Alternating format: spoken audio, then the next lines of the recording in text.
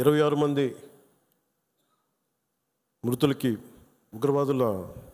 తుపాకులకి, బుల్లెట్కి బలైన వ్యక్తులందరికీ కూడా మరోమారు మా జనసేన తరపు నుంచి, మనందరి తరపు నుంచి హృదయపూర్వకంగా సంతాపాన్ని తెలియజేస్తూ, మనందరి సంతాపాన్ని తెలియజేస్తూ, మరోమారు మధుసూదన్ రావు గారి కుటుంబానికి నా ప్రగాఢ సానుభూతిని తెలియజేస్తూ, అలాగే చంద్రమౌళి గారి కుటుంబానికి నా ప్రగాఢ సానుభూతిని తెలియజేస్తూ, మీకు అండగా ఉంటామని తెలియజేసుకుంటూ, అలాగే జేఎస్పీ మెంబర్షిప్, మన క్రియాశీలక మెంబర్షిప్ తీసుకుని దాంట్లో ఇంకా మన ఇచ్చే 50 కాకుండా ఇంకొక 5 లక్షల రూపాయలు అదనంగా వస్తుంది, అది కూడా సిద్ధం చేసాం. ఇవన్నీ కాకుండా రాష్ట్ర ప్రభుత్వం నుంచి కూడా ఇంకొంచెం అదనంగా మనం ఏదైనా ఇవ్వగలమా లేదనేది గౌరవ ముఖ్యమంత్రి శ్రీ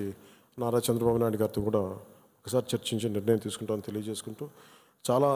దూర ప్రాంతాల నుంచి చాలా తక్కువ సమయంలో ఇక్కడికి విచ్చేసిన మన ఎమ్మెల్యే